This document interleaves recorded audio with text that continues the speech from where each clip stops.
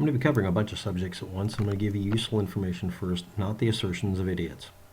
Brain scans show differences in the shape and structure of the brain in children with autism and autism spectrum sometimes, compared to the neurotypical children. But no single cause for the abnormalities in the brain structure or function have been shown. Not a single one. Could be hundreds of things. Primary seems to be genetics, but we really don't know. What has been shown to not have any correlation or causation of any kind, oddly enough, happens to be the only thing anybody wants to keep talking about, which is vaccination.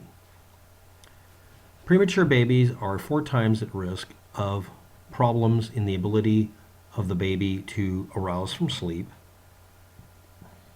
detect low levels of oxygen in their blood, or excessive carbon dioxide in the blood.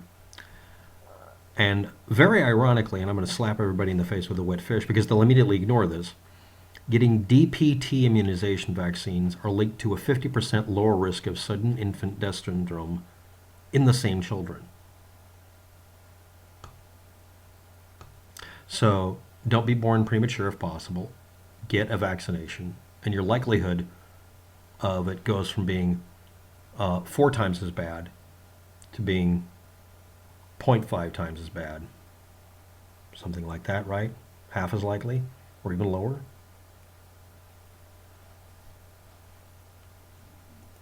Thomas Cowan, Antonio Becamp, Louis Pasteur, Claude Bernard, the acidic alkaline vaccination, 5G, microbiome, etc., all the different words that were created in the 1900s. There's been a movement because any discredited or positively identified false assertion by any form of medical science will immediately be picked up as some sort of suppressed fact and used to sell snake oil. This is literally a pattern of behavior. It's a really good marketing practice because you basically look for something that no one wants to touch. No one's going to claim it, so you can just lie about it.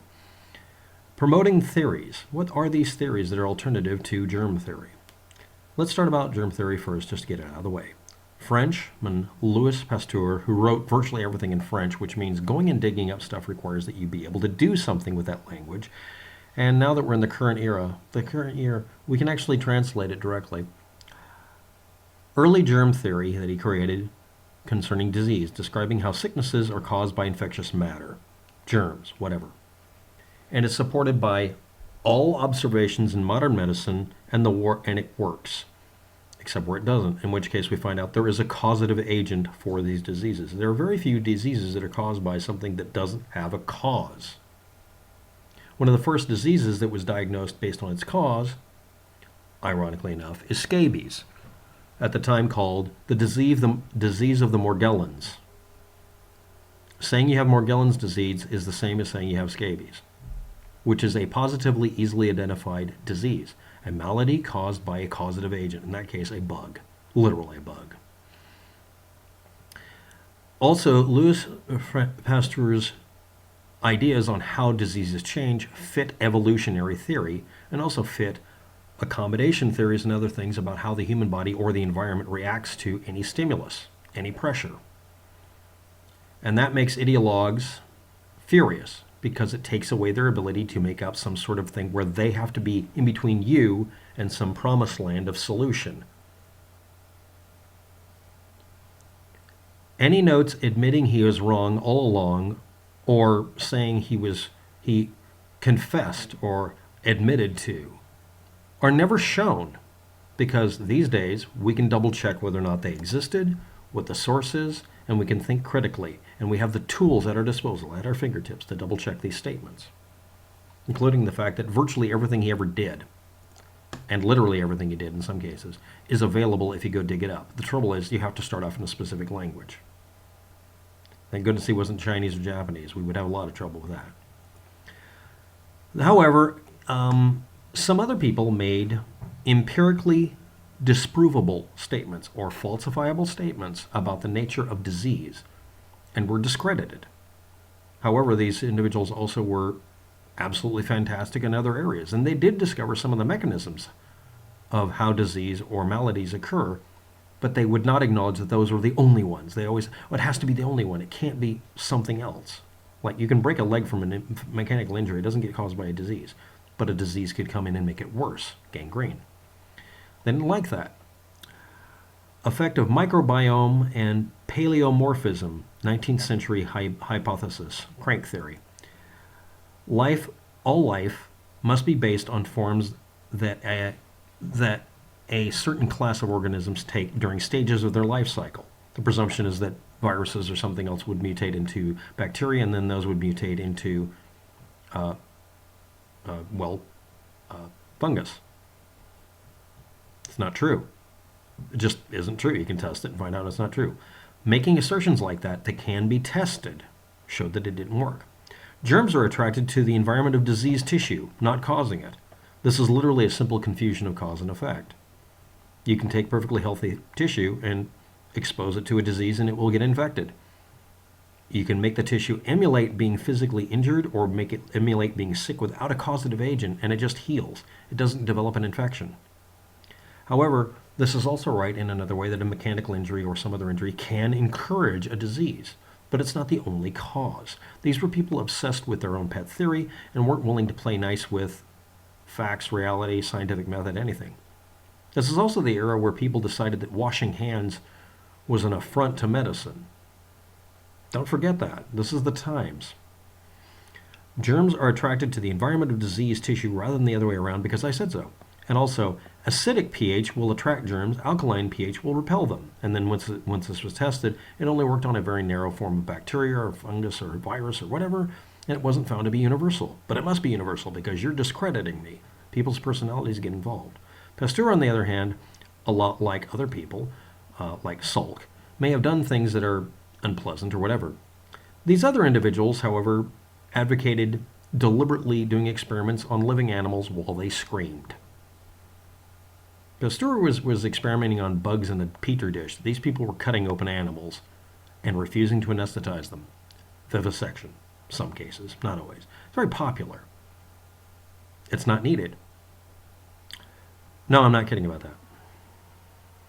Pasteur was entirely mistaken on how immunity occurs. He may have actually been ignorant of it. He only looked at the cause and effect and what he could do to change things. His own assertion. And everybody was wrong about immunity at the time because we didn't know anything about it. And even today, we don't know everything about it. Or on the other hand, you have people who speak in absolutisms. I know everything about this. It's cheese whiz. I'm supposed to listen to this? Some of you like listening to this. On his deathbed, Pasteur said Bernard was correct. He's one of the names. I was wrong. Microbes or germs are nothing. The terrain, milieu, or the environment is everything. No evidence of this ever being said or ever being done exists up to 2014 when people stopped trying to look for it. Meanwhile, people who claim that this happened or that there are notes saying he said he was wrong and he admitted, they never show you what it is because then you could just sit there and just translate it from French to English and find out what he really said. Most of these assertions are made in books and they don't cite their citations because then you would go double check them. Sort of like a person claiming that all aliens from space have to be the ancient aliens type because he can't interpret Babylonian texts or writings on a wall because he's an ignorant putz. Chiropractors like to say immunity is a function of the spine alignment because they are the nail hammer combination when we're filled with a world full of screws. Let me hammer them today. That's not how the real world works. It does affect things, but it's not the main thing. Avoiding the main thing isn't acceptable. Dr. Thomas Cowan has said in the past, or has written somewhere, vaccination is an attempt to shortcut the complex nature of the natural immune response to diseases. He's completely right. We're trying to make sure you don't get sick from a disease. We're trying to make your body think you got sick so that it develops an immunity and keeps you from getting sick in the first place. Disease prevention, instead of coping with it and saying, it makes you stronger. What doesn't kill me might make me stronger. The trouble is the things we're trying to immunize people from actually kill them or cripple them. And you will hear extremists say, well, the weak should die. Well, thank you very much, Mr. Mengele and Adolf Hitler. Fuck you. In a presentation, he may or may not have said, Africa is not a 5G region, and it wasn't affected by coronavirus outbreaks at the time he did the video. Therefore, you're all screaming, but. Therefore, I'm not saying 5G causes it. And then later on, this was debunked because a bunch of cases showed up in Africa. I don't know if he's recanted this. He's also may or may not have had a bunch of terrible things done to him. I'll bring up near the end of the video for a specific reason. Here are the comments for the day that are on the subject. People saying anti-vax are like it's a bad thing. It is. Originally, anti-vaxxers were people who were complaining about overarching government rules requiring immunizations of people. They didn't like it. They didn't like that it was basically a mandate, a dictatorship kind of thing. But instead of addressing it as being that, they decided after everybody told them, I don't care about your liberties, I don't want my kid dying from something unnecessarily, we're going to have vaccination mandatory. And the majority of people did vaccinate, and a very small number of people decided to be protesters. And I'm also going to invoke the people who claim to be able to cure cancer, who then die from it and refuse to have any of their relatives ever admit to it because it would cut into their profit because they will their business to their relatives. Also, I should point out a certain anti-vaxxer may or may not have died from COVID-19. And of course, everyone will refuse to admit that happened. I'm sure he didn't die from that. That would be poetic as fuck. Yes, he was debunked. But anyway, I bet most, if not all, people dying from COVID-19 have had vaccines. The number of people who were anti-vaccination people who have gotten sick from it are a very large number. There are some who died. They just try to be quiet about it. Only time in the world, only time in history that an anti-vaxxer will be shutting their mouth is when they start dropping dead from viruses.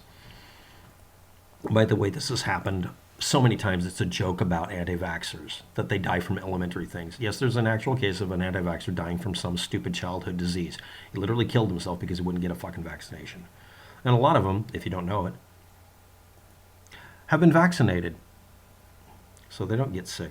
We've been lied to all our lives. Okay, cool.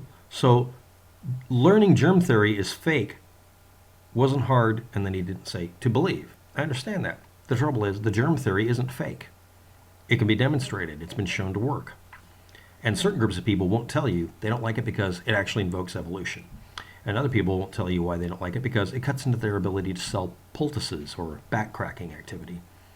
You misspelled it. The confirmation was finding out that Louis Pasteur admitted in his notes that he had been wrong all along. You don't have any citation for it, and I've looked as much as I'm going to. If you won't prove what you're saying, it's not true yet. And it never was. Many doctors acknowledge this, including Thomas Cohen. I didn't see him saying anything about that. I looked. Next, let's get on with germ theory. Logic matters. No science should defy logic. You mean old logic that didn't work? Or presumptions? Suppositions? If vaccines work, you should have nothing to worry about, right?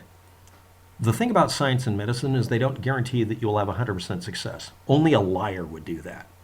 People who give out vaccines tell you that there's some risk. They're honest with you. You don't like that. You like bold statements that are complete bullshit from snake oil salesmen. I don't like that. I like being told what will happen to me. You like being misled or given half-truths.